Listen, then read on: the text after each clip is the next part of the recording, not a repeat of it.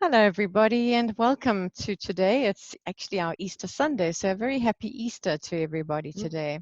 And to And you. yes, to Leanne, and it's a wonderful, clear, sunny skies here in Durban, South Mm, Africa. And we're on episode 17 of this 21-part series that is covering the 21-day lockdown in South Africa. And today the theme is freedom from what? That is our topic. So my name is Karen House and I'm talking to Leanne Hunt. And today we're talking about, whether at the end of the lockdown, is it really freedom? So I feel that, when we reach the end of lockdown, there's this anticipation that there's this almost release from prison that everybody's feeling out. But mm. Leanne, that's not really what this episode's about. Is that correct? You're correct, yes. We all sort of, I think, are in agreement that once lockdown is over, it'll feel like freedom. That's one aspect of it. But what I want to really think about today is freedom from the things that were holding us back before we went on lockdown. And perhaps we didn't have the time to think about it. We were too busy. We knew that things were holding us back, that we ought to pay attention to stuff that are in our lives that might have changed and that we're not completely happy with, but we didn't have time to address it then. So that's what I want to look at today. Ah, lovely. Thank you for that. Okay, well, can you perhaps tell us a time in your life when you realized that this freedom went deeper than just Mm. being able to perhaps get out and about physically? Yes. Yeah. Okay. Well, look, I've spoken on this series before about how we moved from a small town where I was really very involved to Mm, the city, and I became depressed because I had no role, I had no place in the community. Now, that particular instance was exacerbated by the fact that our house was on a very busy road. We didn't know this when we bought the house because we did our viewing of the house or various houses which we wanted to buy.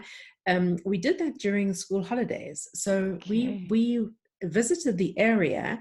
And I specifically wanted to be within walking distance from school so I could walk the children to school. If you've been following the video series, you'll know that I'm visually impaired, so Yes. I couldn't drive. So we chose a house that was really close to the school, which was great. And I had visions of us setting off in the morning and crossing the road and getting to school and making friends with the moms. Well, when we moved in and school started, the quiet road that I envisaged us crossing was now a Mm, 4-lane highway and full of trucks and cars. There was absolutely no way. We did it on the very first day, and I was just about traumatized because I had to take my little 6-year-old and 8-year-old across this busy road. And I thought to myself, I can't do this. It's irresponsible. I It's see. a terrifying experience for me, and it was putting my children's lives at risk. It was just awful. So I had to quickly make other plans to get the kids to and from school. Wow. But at that stage, my understanding was the thing that prevented me from getting involved in the new community was the fact that I had to cross a busy road, and it was impossible. So the busy road became the prison for me. Right. Couldn't get out of the house. It took me 2 years to realize actually that that wasn't the real problem. The real problem was my eyesight had deteriorated to such an extent over 12 years. When Mm, we moved to the small town, it was bad, but over the 10 years while I was there, it deteriorated much worse, except that I was in a familiar setting and I didn't notice it. The new place made it feel like I was completely blind, but I put it down to the road. I couldn't right. cross the road. So Yeah. that kept me inside. After the 2 years, I finally became so desperate that I phoned up the Guide Dog Association and I asked them, look, I'm not completely blind. I've got a bit of sight. Is there any possibility I could get a guide dog? And they said, yes, of course. If it can change your life, then you're absolutely eligible. And of course, that was the beginning of the whole new venture into mobility again. Amazing. But it just points out the fact that I had my sights set on something that actually wasn't blocking me, and that I had to then shift my attention to what was blocking me. And it was really the fact that I hadn't yet faced the fact that I was really seriously visually impaired. Wow. Okay. So that's a really interesting story for us to see how the parallel works with this lockdown. Thank you. Mm. And so what can we perhaps be looking for now as we consider the freedom that's available to us? Okay, today is Easter Sunday, as you said, and so I'm Yes. going to just well, I'm going to tie this little section to resurrection because, of course, today is the day we remember that Jesus, who was in the grave, rose from the grave. Mm. So, resurrection is resurrection to new life, and the promise of that is that we have new life, or we Yeah. can have new life, but we have to let go of our old life. Now, I think we, at this point in lockdown, we have an opportunity to consider the old life that we've left behind. We are in lockdown. It's a transition period, as I've said before. We have an opportunity to change things, to reset our lives going forward. But you need to first name the old life that you are prepared to let go of, the thing that was holding you back, or maybe you're even not prepared to let go of it, but it was the thing that was genuinely holding you back from moving forward.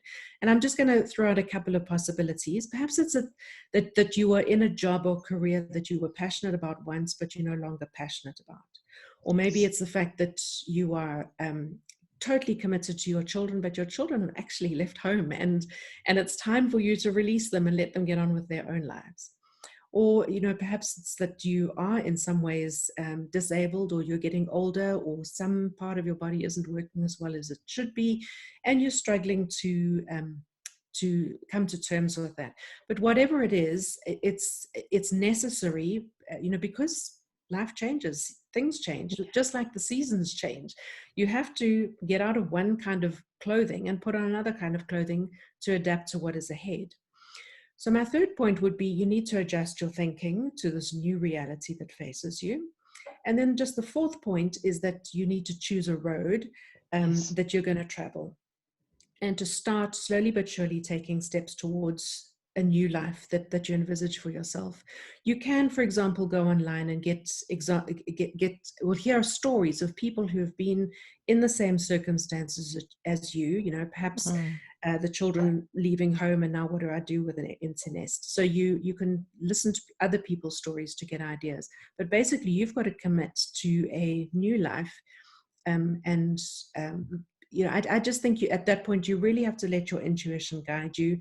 You have to sort of let your inner voice, your inner spirit, whatever you listen to for guidance, and perhaps you haven't listened to that for years, but it's time to tune into that again, and set your sights on a new kind of future which is different from your old life, because this is going to be the new life after lockdown. So just to Absolutely. recap, Karen, Yes. you encouraged me to make an acronym. So If this you is R for can. Thank you. resurrection, Yes. Right. O for old life, the one that you have to let go, Yes. A for adjust your thinking to the new reality, Right. and R is choose a road, the new road that you're going to travel. Yes. Lovely. Wow, that's Raw, fantastic. raw on the Raw. day of resurrection. Excellent. I love that. Thank Yes. you. Yes, it does help. And I love that saying of choose a road, and go with it. Because I know at one stage, very similar to what you've said, I had one foot in the job and another foot in my new business. And at some stage, it was only when I Mm, closed that door that I actually found that my business started taking off. yeah. You really, I needed to choose a path. And that's such a powerful way of putting it. Thank you. Mm, So lovely, that's lovely good. to chat today. And tomorrow will be Easter Monday. We look forward to chatting to you again then. Have a lovely day, everybody. Thanks for Great. listening. Thank you. If you have enjoyed the video, please go ahead and share it. And just know that there is a whole playlist of these videos you're welcome to look through on YouTube. Just follow the link. Have a lovely day, Great. everybody. Bye. Thank you, Karen. Bye.